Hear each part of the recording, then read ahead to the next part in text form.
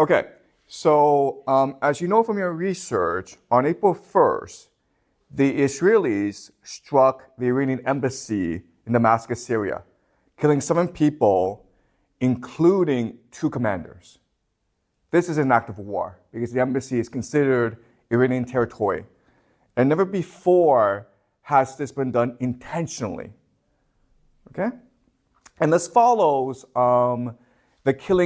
the assassination of their general Qasem Soleimani in 2020, right?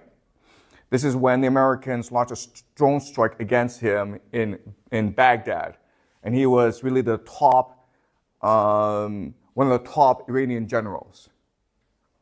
And what both of these incidents show us is that the Americans and the Israelis have dominance over Iran, okay? So military dominance. So the first thing is they have technology, right? So technologically, America and Israel are so much superior to Iran. So that there's a jet that went from Israel and went to Damascus to carry out the strike. Now, if you did the research, you would know that the Canadian embassy is right next to the Iranian embassy. And the strike was so precise that it only hit the Iranian embassy and didn't touch anything else, okay? That's a precision strike. That's how powerful the technology that the Americans and the Israelis have, okay? But the other thing that's important is the idea of intelligence. So how did the Israelis know that these commanders would be there at that time, right? That's intelligence. And intelligence comes in 2 forms, right? There's the idea of human and then signals. Signals is basically, I can listen in on your cell phone. I can track where you go. I know where your car is, right? That's signals, and electronic intelligence. The other is human. So there are spies in the embassy who tell the Israelis that this meeting will happen. Okay? So this is clearly military dominance that Israel and the Americans possess over Iran.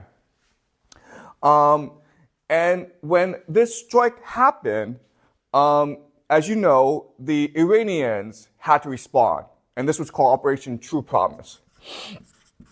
And the idea of True Promise was that there's a strike package, okay, consisting of 300 drones and missiles that hit Israel. Now, what the Israelis say is that 99% of these drones and missiles were intercepted. They caused no damage. And the Israelis says, this shows that our Iron Dome system is amazing. We're amazing. Iran cannot touch us. What the Iranians said is that, no, we designed the attack to be harmless. We intentionally designed the attack so that it would not cause that much damage. Okay? So who's right, the Israelis or the Iranians? I want to make an argument to you today that the Iranians are more believable, more credible.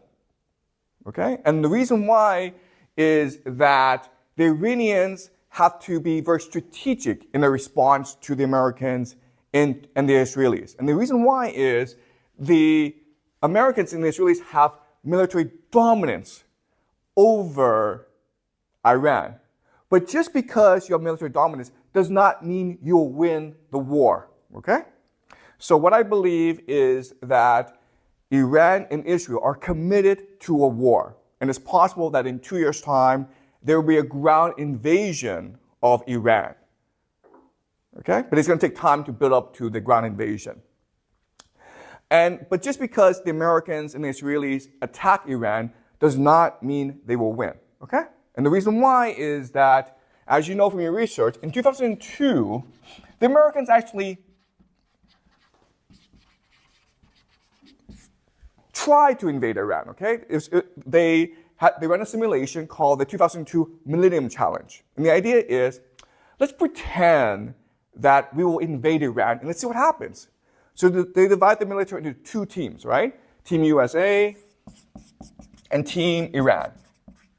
Now, if you know anything about the American military, you will know that it is the most dominant, powerful military ever to exist in human history, okay? It is crazy powerful. If the entire world were to get together and say, let's go fight the United States, the world would lose. The United States has the most powerful military in the entire world, okay? And Iran, it's a very poor country. So the United States invaded Iran, and they wanted to see what would happen. And it turned out that, who won? Iran won, okay? And the reason why Iran won is the idea of asymmetrical warfare.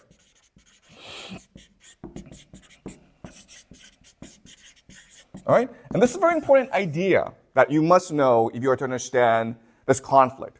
So what is asymmetrical warfare? All right, let's pretend that Jack and I are enemies. We hate each other and we want to kill each other, okay? Jack has armor and he has a machine gun. I have nothing, okay? So in most battles, Jack's going to kill me, right? But let's pretend that I live in a dark forest. And it's really hard to see in this dark forest, but I've been living there for decades, okay? So I know this dark forest very, very well. So if Jack attacks me in this dark forest, then it's possible for me to win because I can set traps, right? I can play tricks on Jack. And that's the idea of asymmetrical warfare, okay? Even though Jack is superior, because I'm inferior, I'm forced to be much more strategic in how I fight against Jack, okay? And so asymmetrical warfare means that as long as you can define the terms of engagement, as long as you can control how the war is fought, you will win. Okay? So let's look at what this means for Iran and the United States. So the United States has these aircraft carriers, and they cost like $1 billion, okay? They're very expensive, but they're very powerful. Now, in a symmetrical warfare, what would happen is Iran sends its entire navy against this one aircraft carrier of the United States. And then what happens? The United States blows up the entire Iranian navy, okay? That's what would happen. So you don't do that, okay? You do not send your navy against an American aircraft carrier. What you do instead is you send drones, okay? Or drone swarms. So what they did in the Millennium Challenge was they had these suicide boats, right? Charging these aircraft carriers. And guess what, guys? If there's a lot of them, like 1,000 of them, you can't stop all of them. And if one hits, then your boat sinks. Okay, does that make sense? Okay, this is what we call asymmetrical warfare. Now, what's important to understand is that in asymmetrical warfare, you have to control how much resources you use, okay? So, for example, this aircraft carrier costs like $1 billion. The drone swarms, okay, a drone may be $1,000 for a real one, okay? But then you have fake ones that cost $100. $1,000 are these drones that blow up, right? $100 are drones that don't blow up, right? You have 1,000 of these, and then that's like $10 million. And then you have 10,000 of these, and that's another $10 million, okay? So it'll cost you maybe $20 million to blow up a $1 billion aircraft carrier. Okay, does that make sense? And this is why Iran would win a war, because Iran would employ asymmetrical warfare, drone swarms against the American aircraft carriers.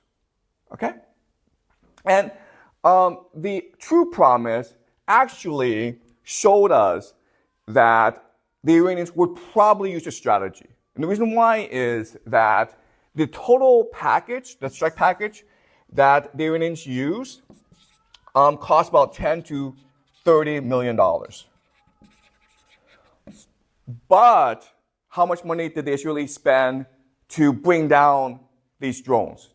Do you guys know? How much did it cost the Israelis to defend themselves against this attack?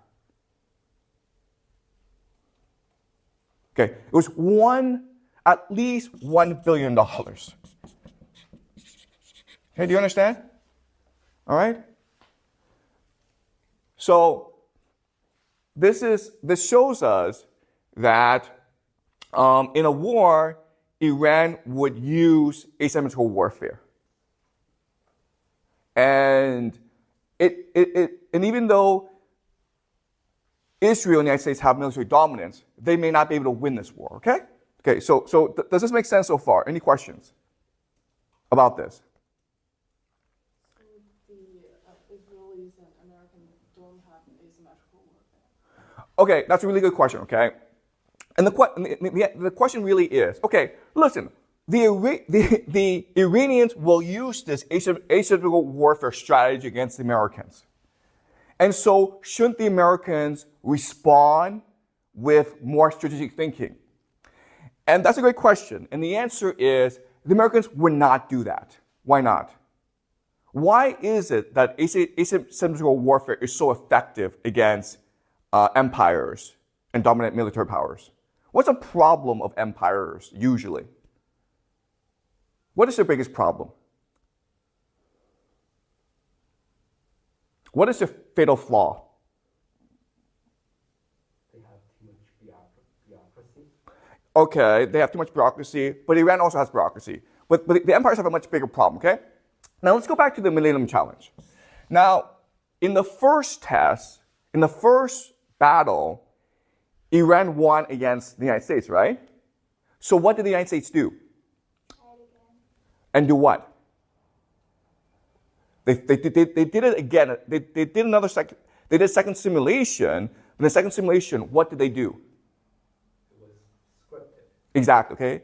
What the Americans said is, nope, this is cheating, guys. Okay, do you understand? Asymmetrical warfare is cheating. You cannot cheat. And then the Americans won. Does that make sense? Okay. So remember, in the first instance where you are allowed to use asymmetrical warfare, the Iranians won.